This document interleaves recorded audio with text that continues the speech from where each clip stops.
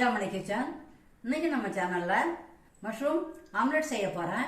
அதுக்கு 3 மஷ்ரூம் எடுத்து பொடியா அரிஞ்சு வச்சிருக்கேன். 2 முட்டை எடுத்து உடைச்சி வச்சிருக்கேன். மஷ்ரூம் ஆம்லெட் செய்ய தேவையான பொருட்கள். இப்போ மஷ்ரூம் ஆம்லெட் எப்படி செய்யறதுன்னு பார்க்கலாம் வாங்க.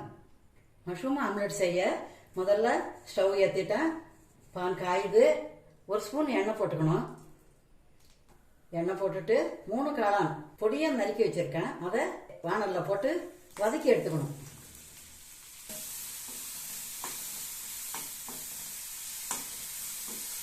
லேசாக வதக்கும் போது தண்ணி விடும்.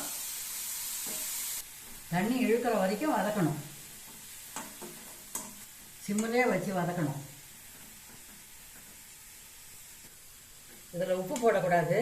உப்பு போட்டால் இன்னும் தண்ணி விட்டுடும். வெறுமனே எண்ணெய் போட்டு தான் வதக்கணும். தண்ணி கொஞ்சம் இழுக்கட்டும். அது வரைக்கும் வதக்கிக்கலாம். காளான் நல்லா வதங்கிடுது. தண்ணி இழுத்துக்கிச்சு. இப்போ ஒரு பிளேட்டுக்கு மாற்றிக்கலாம்.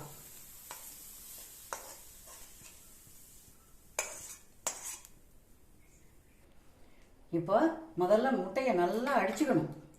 மஞ்சள் கருவும் வெள்ளைக்கருவும் கலந்தாப்புல வர்ற மாதிரி நல்லா ஸ்பூனால் அடிச்சுக்கணும். அடித்தது போதும். இப்போ தேவையான அளவு உப்பு போட்டுக்கணும். உப்பு போட்டு நல்லா கலக்கணும். அடுத்தது மிளகுத்தூள். அடுத்தது காஷ்மீர் மிளகாத்தூள் ஒரு 1/2 ஸ்பூன் எடுத்து வச்சுருக்கேன். அதையும் சேர்த்துக்கலாம். அதையும் சேர்த்து நல்லா அடிச்சுக்கணும். எல்லாமே ஒன்றா கலக்கிற மாதிரி நல்லா அடிச்சுக்கணும். இப்போ ஒரு பச்சை மிளகாய் பொடியாக அரைச்சி வச்சுருக்கேன். அதையும் சேர்த்துக்கலாம். 1/2 வெங்காயம் பொடியாக அரைஞ்சி வச்சுக்கிறேன். அதையும் சேர்த்துடலாம். அதையும் சேர்த்து நல்லா அடிச்சுக்கணும். மல்லித்தழை பொடியாக அரைஞ்சி வச்சுக்கிறேன்.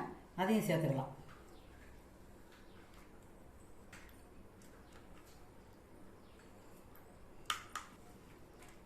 எல்லாமே நல்லா கலந்துடுது. இப்போ நம்ம வதக்கி வச்சோம் இல்லையா காளான், அதையும் இதில் சேர்த்துக்கலாம்.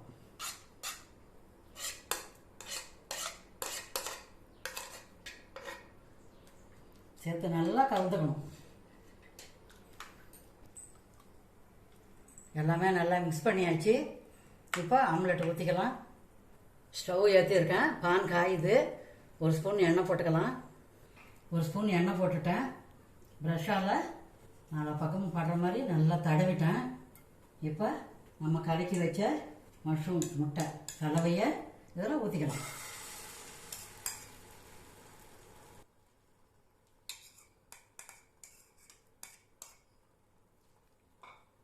இப்போ அடுப்பை சிம்மில் வைக்கணும். சிம்மில் வச்சு வெந்தால் தான் நல்லாயிருக்கும்.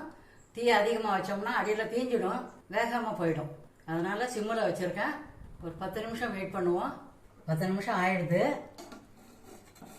ஸ்லோவாக வச்சேன். அழகாக வெந்துடுது. இப்போ திருப்பி போட்டுக்கலாம். அதே போல் ஸ்லோவாக வச்சு வேகணும். தீயாத இருக்கும். நல்லா வெந்து வரும். லோ ஃப்ளேம்லேயே வைக்கணும். மஷ்ரூம் ஆம்லெட் ரெடி ஆகிடுது. முதல்ல 10 நிமிஷம் வெந்தது. திருப்பி போட்டு 5 நிமிஷம் வெந்தால் போதும். இப்போ பிளேட்டுக்கு ட்ரான்ஸ்ஃபர் பண்ணிக்கலாம். சுவையான மஷ்ரூம் ஆம்லெட் ரெடி ஆகிடுது. நீங்கள் இது போல் வீட்டில் செய்து பாருங்கள். எப்படி இருந்துச்சுன்னு கமெண்ட்டில் சொல்லுங்கள். இந்த வீடியோ உங்களுக்கு பிடிச்சிருந்தா லைக் பண்ணுங்கள், கமெண்ட் பண்ணுங்கள், உங்கள் ஃப்ரெண்ட்ஸுக்கெல்லாம் ஷேர் பண்ணுங்கள். சுவையான மஷ்ரூம் ஆம்லெட் செய்து சந்தோஷமாக சாப்பிடுங்க. தேங்க்யூ.